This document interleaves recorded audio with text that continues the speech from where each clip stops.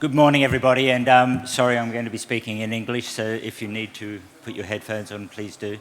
Glen Prichard is my name from the United Nations Office on Drugs and Crime, and I just want to step you through a little bit of the journey of this new international framework for cooperation in relation to cybercrime and the exchange of electronic evidence. We believe at the United Nations it's a victory for multilateralism that we could come to some form of agreement in terms of how we will work together internationally. And I think we'd all agree in this room there is no other crime type that needs such international cooperation more so than cybercrime, and particularly cyber-enabled crimes and all the forms of cyber-enabled crimes that we have. It's obviously something that's needed, but how do we put that into place is something that's been a challenge. So I just want to spend a little bit of time on the journey and on this particular slide. So it was some time ago that a need for the actual an international convention become omnipresent, and it was put towards the General Assembly of the United Nations and the negotiations started after the resolution was passed in 2019.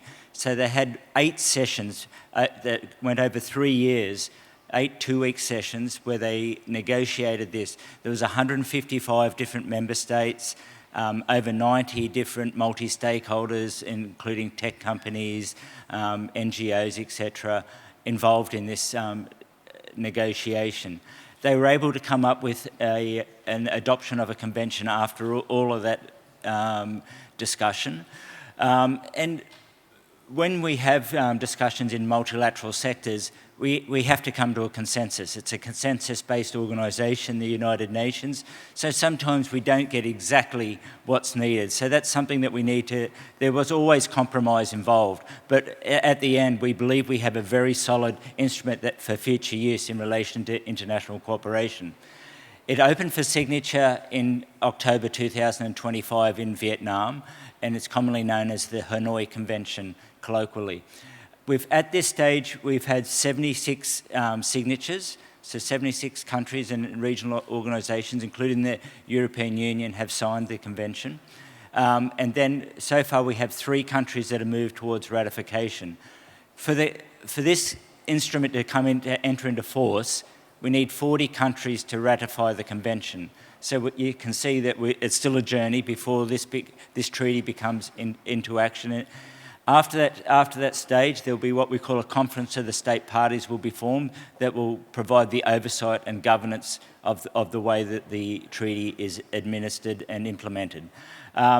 We've had a session in relation to what the rules of procedure of that conference of the state parties that happened in January this year. And as part of the compromise, it was agreed that rather than getting bogged down in certain aspects of what cyber-enabled crimes and other aspects of the convention, there was an agreement to have an additional protocol. So this is an opportunity for additional offences, different mechanisms to be placed within the treaty. So there was a wide range of mainly cyber-enabled offences that different member states and groups of member states wanted to be included in the convention, and also different ways of seeking electronic evidence and different jurisdictional considerations. They were all part of the, let's say, the too hard basket, for want of a better phrase, in terms of moving forward. So we have this solid instrument now, but the additional protocol can add different dimensions to it.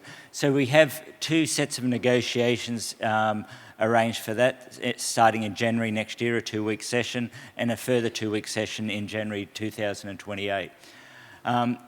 But from the UNODC's point of view, our objective is to obviously facilitate as a secretariat of this to make this convention and the additional protocol come to fruition. But we're also, importantly, about creating an atmosphere, explaining the benefits of the convention, so we have more signatories to the convention, and additionally, we promote the rapid entry into force of the convention.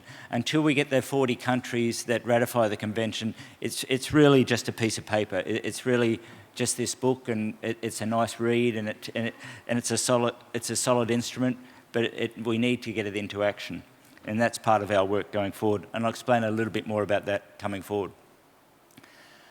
I won't dwell on this too long, but it follows. So we've had two big criminal justice treaties before this, the United Nations Transnational Organised Crime Treaty and the United Nations Convention Against Corruption. So it follows a very similar framework to those.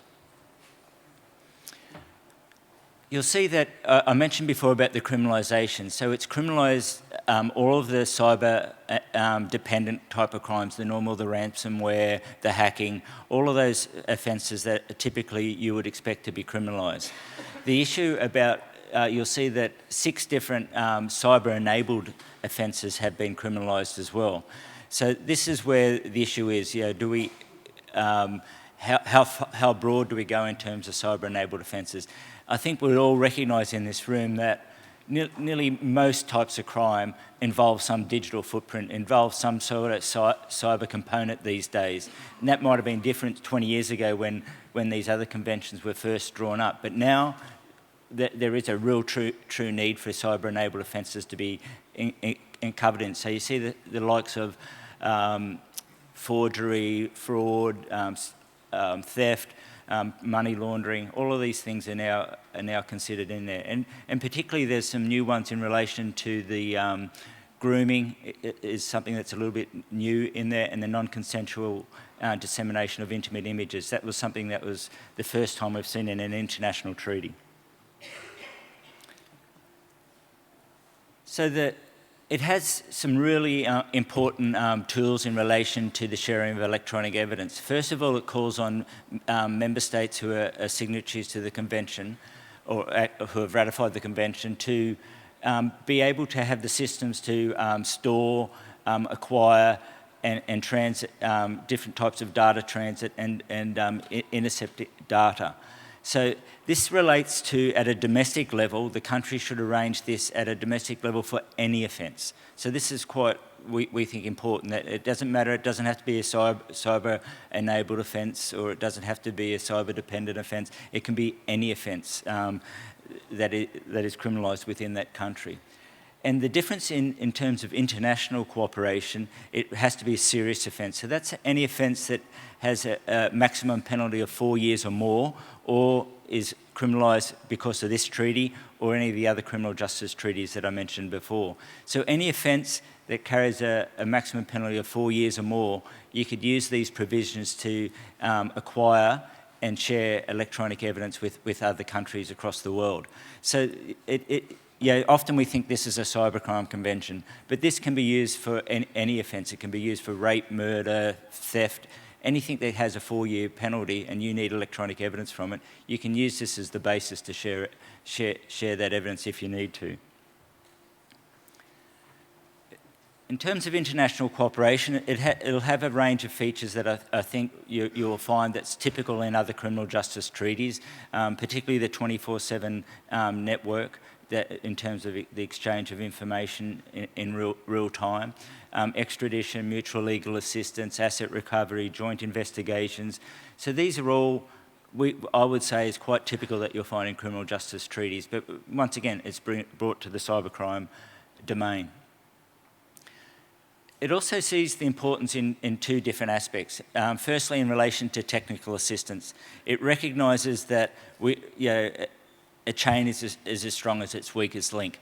We need, with cybercrime happening in so many different jurisdictions, it never happens these days within one jurisdiction. So it's not a matter of creating a cooperation framework with other countries. They've got to have the capability to respond to that request and be able to investigate the other end. So it's important that we bring everybody up to a level that they can deal with the procedural measures that are implicit within this convention. So it calls on member states to support other member states where they can in relation to technical assistance, and also calls on other international organisations to work together to bring those countries along. It also has a range of preventive measures in terms of creating digitally safe environments and creating awareness of the harms in relation to technology. The other thing about this convention I should mention is that it's technologically neutral. You won't find the word artificial intelligence in it. You won't find different forms of technology mentioned. The idea is to try and future-proof the convention in some way, that we, as technology evolves, as we all know it will, that it still will provide that solid framework for cooperation. Importantly, it has a strong set of human rights safeguards, and this was obviously a point of contention during the negotiation to come up with a set of safeguards that everybody could live with by consensus. And we believe this is the strongest set of criminal justice human rights safeguards that exist within the other treaties. It's obviously, when the other treaties were negotiated over 20 years ago, the world was slightly different, but now we're very happy that we got this standard in there. And basically, you can refuse cooperation on a range of different issues in relation to state sovereignty, in relation to any sort of discrimination, political influence, and things like that. So it gives good safeguards, we find. The common question asked, and I have my good colleague from the Council of Europe here, is why do we have a UN convention when we have the Budapest Convention? And it's a really good question. First of all, a lot of member states that weren't involved in the negotiation of the Budapest Convention felt that they didn't have the ownership because they weren't at the table as part of the negotiation, and they felt that they needed to be there so they owned the text of the convention. So there's a lot of countries from the global south that felt that they wanted that ownership and they wanted to be part of it. But now, since you know, as I said, it started sort of 7 years ago, these discussions of why we need one. But I think we've all moved on, and that we can now work together in a collaborative way. There's room for both conventions moving forward. We advocate. There are some slight differences. This is another thing that we often get asked: what is the difference? Basically, we feel that they complement each other. If you're a country that's has ratified the Budapest Convention, you really wouldn't have to do much work. The heavy lifting's been done by the Council of Europe to get you to that point, to ratify the UN Convention. You'll see that there's some slightly additional offences. Child grooming appears in the UN Convention, the non-consensual dissemination of intimate images appears, and money laundering appears within this convention. Money laundering is in Council of Europe other conventions, but it's not within this one. And in the Budapest Convention, they have copyright infringement, which doesn't appear within the UN Convention. And obviously, with the second additional protocol of the Budapest Convention, it goes further in terms of the jurisdictional reach of sharing of electronic evidence that this convention doesn't have. But the main point I want to leave you with here in relation to this is that there's a lot of synergies between them. They're not that different. They are, we find, quite compatible and can work hand in hand with each other. And if you have one convention, it doesn't mean that you can't have the other convention. It'll just mean that you might work with a different group of state parties. I just want to briefly talk about what I said before, that the UN is all about promoting the rapid entry into force of this convention, and we're doing a lot of work in relation to that.